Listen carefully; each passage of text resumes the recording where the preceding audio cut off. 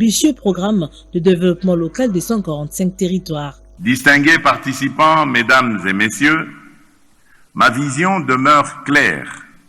Faire des infrastructures et des travaux publics le socle de la diversification de notre économie et de l'intégration effective de notre territoire. Cette orientation s'inscrit pleinement dans le plan national stratégique de développement 2024-2028 qui place la modernisation des infrastructures au cœur de la transformation économique, sociale et territoriale de notre pays.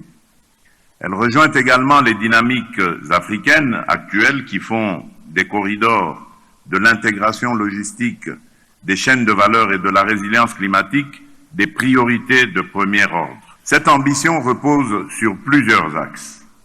Le premier est l'aménagement et la réhabilitation du réseau routier national et des voies de dessertes agricoles. À travers cette initiative, le ministre des Infrastructures et Travaux publics, John Banza Lunda, entend impulser une nouvelle dynamique axée sur la valorisation des ouvrages publics et la modernisation du secteur. Cette conférence ne se veut pas un forum de plus, elle ambitionne de produire des résultats concrets et immédiatement opérationnels sous les directives du chef de l'État, Félix Antoine Tshisekedi Tshilombo. Le ministère des Infrastructures et Travaux publics sera particulièrement attentif à la mise en œuvre rapide des conclusions de cette conférence. Un dispositif interne de suivi sera mis en place avec des points d'étape réguliers pour s'assurer que la feuille de route 2026-2030, la déclaration de Kinshasa, le mécanisme d'indicateur de performance et la commission des normes produisent des effets tangibles sur le terrain, dans les villes comme dans les zones rurales. Nous aurons à cet égard besoin du concours de chaque institution, de chaque partenaire et de chaque acteur que vous représentez ici. Cet événement s'aligne sur les 5e piliers du programme quinquennal du chef de l'État dédié à l'amélioration de l'accès aux services sociaux de base. Il illustre sa volonté de faire des infrastructures le moteur de la transformation socio-économique du pays.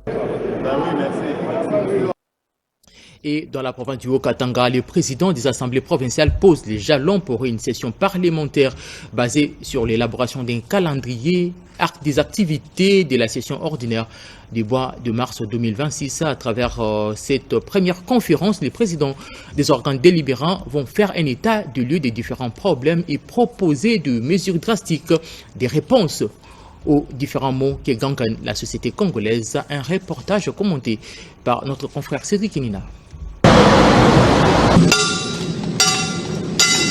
Honorables membres de la conférence des présidents, la séance est ouverte. Une semaine après l'ouverture de la session ordinaire de mars 2026 à l'Assemblée provinciale du Haut-Katanga, l'honorable président Kabo Mwamba Michel a dirigé ce mardi 7 avril 2026 la conférence des présidents. Il a été question de la poursuite de l'itinérance dans les territoires avec l'organisation des journées portes ouvertes, une politique de proximité prônée par le chef de l'État, Félix Antoine Tshisekedi Tshilombo. À l'issue des échanges, plusieurs matières ont été retenues, incluant les matières en instance, à savoir les nouvelles matières ainsi que les arriérés. Tenant compte du fait que la session ordinaire de mars 2026 est consacrée au contrôle parlementaire, la conférence a également souligné la nécessité de poursuivre les activités d'itinérance, notamment à Kipushi et ou à Mitwaba, ainsi que les journées portes ouvertes. Le projet de calendrier ainsi prévoit également un échange d'expériences avec la province sœur du Lualaba.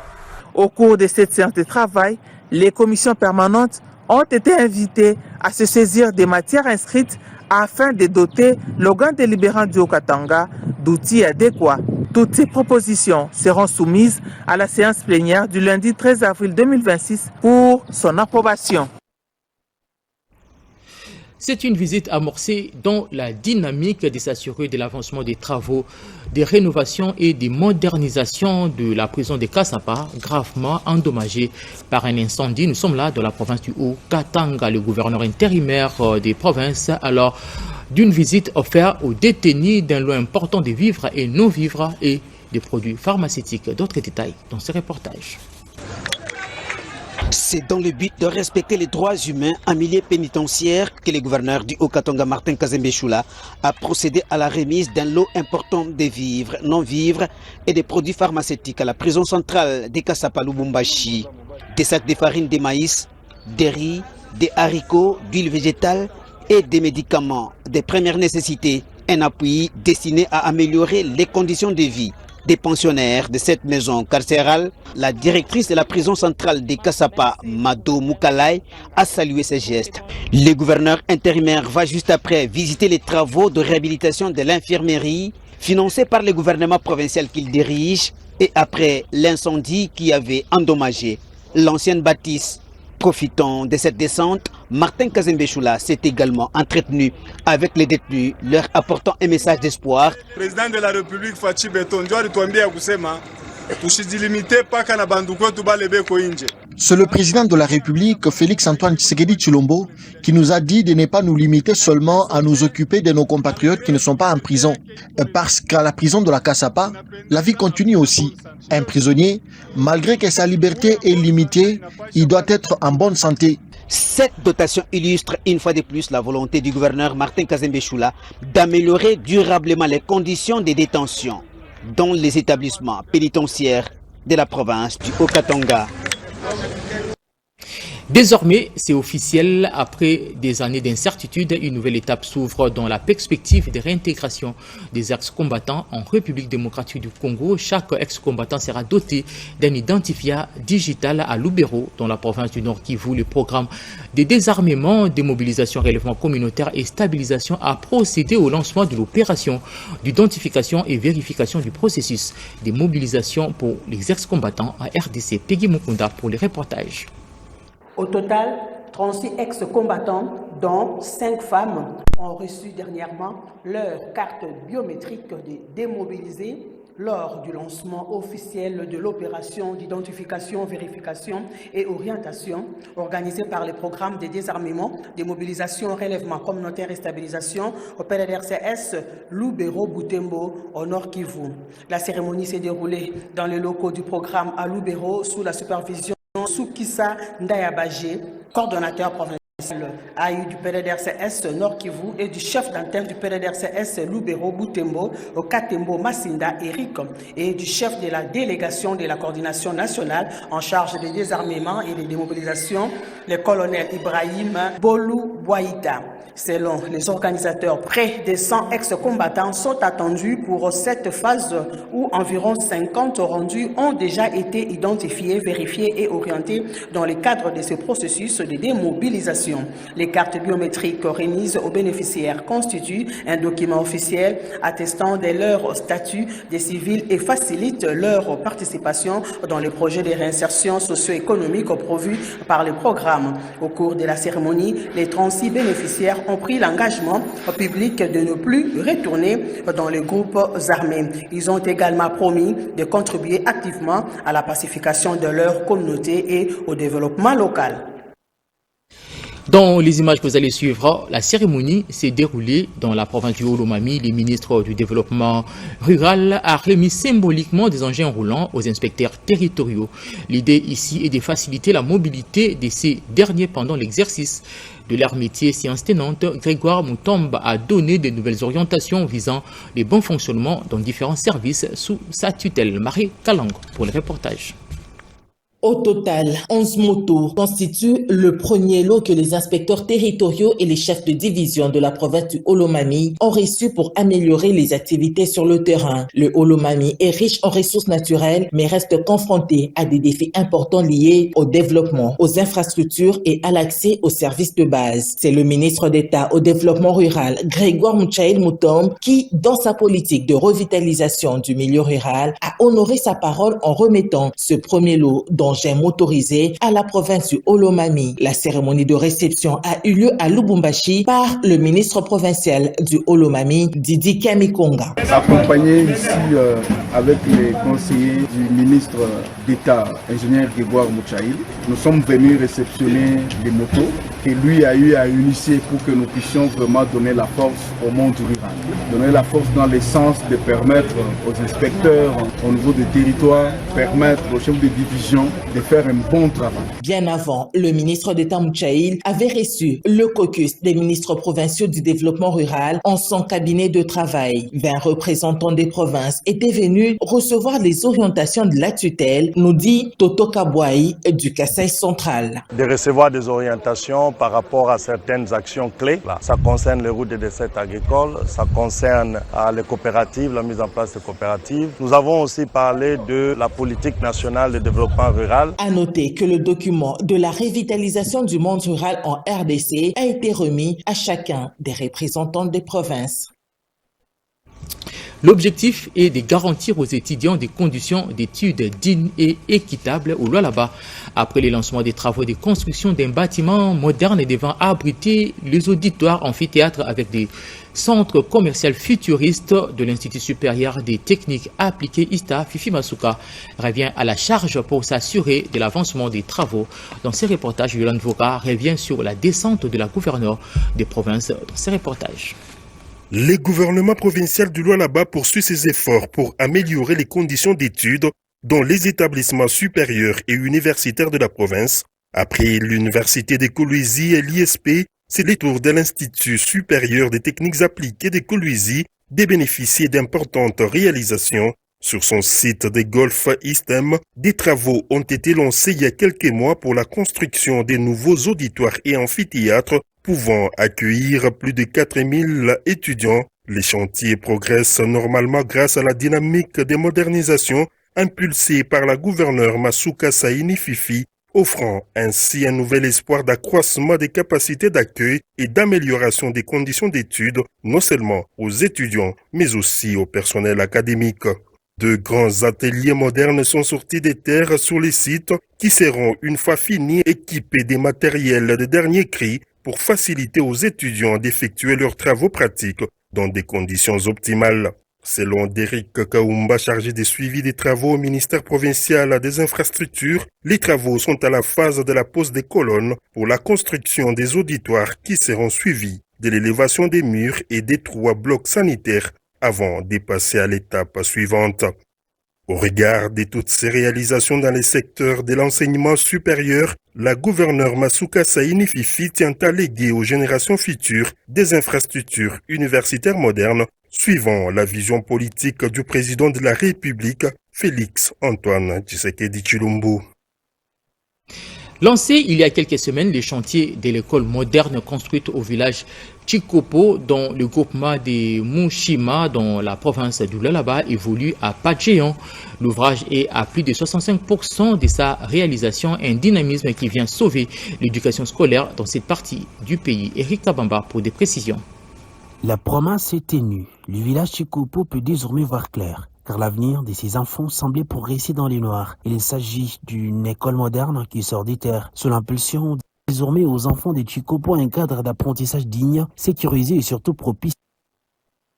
La construction des infrastructures portuaires demeure un levier stratégique pour stimuler les commerces en République démocratique du Congo. En Ituri, par exemple, une réunion préparatoire pour étudier les contours menant vers la matérialisation de ces projets pharaoniques de construction des infrastructures portuaires des Kasenji va contribuer à soulager le peine des transporteurs et manutentionnaires. Je vous laisse sur ces reportages. Vraiment, ce qu'on a détecté ici, là. Cette rencontre a réuni les autorités locales, les acteurs économiques et partenaires techniques. Initiée par Trademark Africa, la réunion a permis d'examiner et d'approuver les études techniques du futur port et des infrastructures associées pour un coût estimé à plus de 20 millions de dollars américains. Les discussions ont porté sur les plans détaillés après plusieurs phases d'analyse et d'ajustement salués par les participants pour leur qualité. L'étude a été financée et nous tendons vers la fin puisqu'il reste encore la validation des études d'impact social et environnemental. Et par après, ils doivent chercher les financements pour commencer la construction. Donc, je vais leur souhaiter bon vent pour retrouver le financement qui sera au-delà de 20 millions de dollars pour que les ports soient construits. Donc, au-delà de 20 millions de dollars, ce sera un ouvrage qu'il faut pour nous, mais pour lequel il faudra trouver un financement conséquent. Alors, je sais que Trademark est engagé à le faire. Et la construction de ces ports, c'est aussi un des pôles économiques très importants pour l'Afrique de l'Est. D'être un message pour la population locale et aussi les commerçants. De ne pas spolier l'espace qu'on a prévu pour ce port. Rappelons que ce projet porté par Trademark Africa vise à dynamiser le commerce transfrontalier, renforcer la stabilité régionale, intégrer davantage l'économie congolaise dans celle de l'Afrique de l'Est grâce à des infrastructures modernes. Les changements s'imposent par les actes. En seulement 8 mois, un marché moderne remplace les installations de fortune et met fin à l'insalubrité à Kayemba, dans la province du Congo, redonnant ainsi la dignité et l'espoir aux commerçants comme acheteurs. Une action sociale qui porte le nom du député national Jonathan Bieloussouka, nous dit Cédric Kenina. Fini les marchés de fortune, place à la modernité. À Kayemba, dans le Kwango, un marché flambant neuf surgit et change immédiatement le quotidien de toute une population. Construit en seulement 8 mois, cet espace moderne met un terme à l'insalubrité et offre enfin des conditions dignes aux commerçants comme aux acheteurs. Une réalisation portée par l'honorable Jonathan Bieloussouka Ouatta, président national de la BJ, qui s'impose comme un véritable accélérateur de développement local. Le jour de l'inauguration, l'émotion était vive. Autorités locales et habitants ont salué un ouvrage utile, concret et attendu. Ici, le développement ne se raconte plus, il sévit. Nous célébrons une vision, une action, une volonté politique assumée par un leader qui produit des résultats concrets. On est parti, nous rendons un hommage vibrant à l'autorité morale, les grands bâtisseurs, l'honorable Jonathan Bieloussouka Ouatta, initiateur et porteur de cette dynamique de développement. Environnement où les promesses sont souvent sans lendemain, lui a fait le choix des actes. Et Kayemba n'est qu'un début. Dans tous les Kwango, les projets se multiplient. Infrastructures publiques, forages, ponts, une transformation visible dans la droite ligne de la vision du président de la République, Félix-Antoine Tshisekedi Tshilombo. Freddy Kita, figure engagée du social, a posé un geste fort en rendant une visite symbolique au colonel Ambroise Zola, pasteur de l'armée du Sali, à la retraite après 40 ans de service, un moment intime chargé de reconnaissance et de respect où les mots ont cédé la place à une profonde communion humaine. Cédric Kenina pour les détails. C'était une promesse et elle a été tenue. Dans une atmosphère empreinte d'émotion et de respect, Freddy Kita, acteur engagé du social et ancien membre du gouvernement, a effectué une visite hautement symbolique au couple du colonel Ambroise Zola. Un homme de foi, un serviteur de l'armée du salut, aujourd'hui pasteur à la retraite depuis 2017. Après plus de 40 ans de bons et loyaux services consacrés à Dieu et à la communauté. Cette rencontre n'était pas une simple visite de courtoisie. C'était un moment de reconnaissance, de gratitude et de profonds partages intergénérationnels. Entre souvenirs, témoignages et bénédictions, les temps semblaient suspendus. Ce sont les grands serviteurs de Dieu qui ont servi, qui continuent de le servir, malgré qu'ils soient à la retraite. Et c'était une promesse que nous dit qui vient de se terminer. Et vous savez, des moments comme ça sont très rares. C'est une joie pour nous d'avoir son excellence. C'est parmi ceux qui ont accepté la parole de Dieu, donner le peu qu'il a. Pour nous, c'est une joie. Parce que nous sommes nombreux. Mais lui, il reconnaît au moins qu'il a reçu cette grâce à travers l'armée du salut, à travers les enseignements qu'il a reçus. Un moment fort, discret mais puissant, qui rappelle que certaines promesses, lorsqu'elles sont tenues, deviennent des gestes qui marquent les cœurs bien plus que les discours. Dépourvus de médicaments, différentes formations sanitaires de la province du Haut-Ouélé viennent de bénéficier d'un appui à renforcer la disponibilité de produits pharmaceutiques essentiels, une dotation pour améliorer la prise en charge de patients en situation d'urgence médicale. D'autres détails dans ce reportage. La couverture santé universelle prônée par le chef de l'État, l'honorable Samuel Degba, l'a inscrite sur son agenda lors de ses vacances parlementaires à Issiro. Le mercredi 1er avril 2026, l'unique élu national de la ville d'Issiro a effectué la ronde tour à tour aux centres hospitaliers Mayogo et Donda, ainsi qu'au centre de santé Kolu et Teli. Ces 4 structures ont reçu chacune des lots importants de médicaments de première nécessité pour la prise en charge des malades. Partout où il est passé, l'honorable Samuel Degba a reçu des félicitations et remerciements. Les femmes vendeuses d'Issiro sélectionnées dans différents marchés, une centaine au total, ont reçu chacune un appui financier pour renforcer son activité génératrice de revenus, et c'est sous la barbe de la ministre provinciale du genre, Rachel Makassiani. Une intervention considérée comme un miracle divin par le bénéficiaire.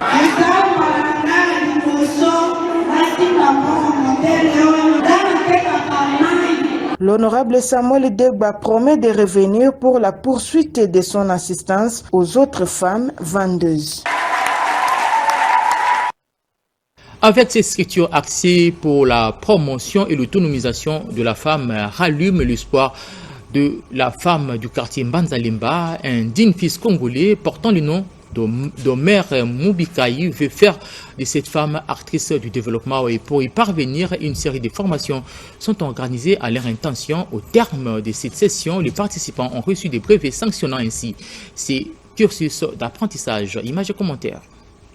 Des formations dans différentes filières en faveur de femmes et jeunes filles du quartier Mbanzalimba. La finalité est de doter cette catégorie de personnes des outils nécessaires pour les rendre actrices du développement. Au centre de ces actions, Omer Moubikaï, coordonnateur de l'ONG Axe Belgo-Congolais, déterminé à apporter son expertise dans l'autonomisation durable des femmes et jeunes filles à travers cet apprentissage en coupe-couture, esthétique, transformation de produits alimentaires, en sécurisme et autres. Au terme de cette formation, ces récipiendaires ont présenté quelques réalisations pour certifier la maîtrise de modules appris. Aujourd'hui, nous avons voulu donner l'importance, expliquer cette autonomisation de la femme à travers notre microfinance Bomba. Nous avons toujours travaillé pour le bien-être de la population. Derrière notre chef de l'État, le président Félix Antoine Tshisekedi Tshilombo, qui a la volonté de travailler pour l'émergence le développement de notre pays. Avec ces modules, plus de 500 femmes et jeunes filles ont vu leurs capacités renforcées en coupe-couture, auto-école esthétique. Des brevets sanctionnant ces cursus d'apprentissage ont été remis aux participants par le coordonnateur de l'ONG Axe Belgo-Congolais qui œuvre depuis 11 ans aux côtés de cette population pour son bien-être. Ces messages d'encouragement de la journée étaient axés sur le thème autonomisation durable de la femme et de la jeune fille. Il s'est dénoté, Omer Moubikaï n'est pas à sa première action. Quelques ouvrages ont été déjà mis à la disposition des souciates et des bureaux de quartier pour renforcer la territoriale et la sécurité de cette population victime de la recrudescence de l'insécurité dans cette partie de la capitale congolaise. Et dans la province du Haut-Ouélé, les gouverneurs de province étaient face au chevalier de la plume après sa participation à la 13e conférence de gouverneurs dans la province du Kwilu. Jean Bakomito a abordé la question liée à la promotion de l'économie locale axée sur la revanche du sol sur les sous-sols, vision du chef de l'État Félix Antoine Tshisekedi Tshilombo visant à diversifier l'économie dans la transformation du secteur agricole. Anastasie Dombo pour les reportages. La démocratique du Congo dispose de 20 millions de kilomètres de terres arables. Chaque province se veut un grenier agricole, même celle qui regorge d'énormes richesses minières, car l'agriculture est la priorité des priorités du temps. D'où l'origine du thème transformation du secteur agricole, pastoral et halieutique, développement rural et connexion au marché public. Je suis la vision du président de la République, les engagements pris par le président de la République lors de sa campagne. Notre programme d'action au niveau de la province, du gouvernement provincial, tire sa source de ces situations. Et de là, nous nous sommes mis très rapidement à résoudre les problèmes prioritaires. Et les problèmes prioritaires des infrastructures, les questions de santé, l'éducation et bien d'autres. Et la relance, bien sûr, de l'agriculture pour diversifier notre économie. Et comme vous l'avez dit là sur le plan infrastructure, nous avons trouvé plus ou moins 109 km de routes réhabilitées qui va d'ici à Boulé. Et les restes du réseau routier étaient dans un état délabrement avancé. Et nous nous sommes mis au travail. Aujourd'hui, nous avons réhabilité plus ou moins 1000 km. Nous entendons réaliser un peu plus que ça grâce à l'acquisition des engins qui arrivent déjà au mois d'avril. Et les progrès sociaux, la dynamique féminine s'affirme avec une force réunie autour du thème droit, justice et action pour toutes les femmes. Le militante de l'espace Né-Congo, sous l'impulsion de Nadine Sumbu, appelle à une mobilisation accrue dans un contexte sécuritaire préoccupant en République démocratique du Congo. Objectif est de faire de la femme une actrice centrale du changement et du développement national. Tété Bunguja pour d'autres détails. À l'Union pour la démocratie et les progrès sociaux, droit, justice et action pour toutes, c'est le thème qui a réuni les militantes de l'espace Né-Congo autour d'une journée de réflexion stratégique.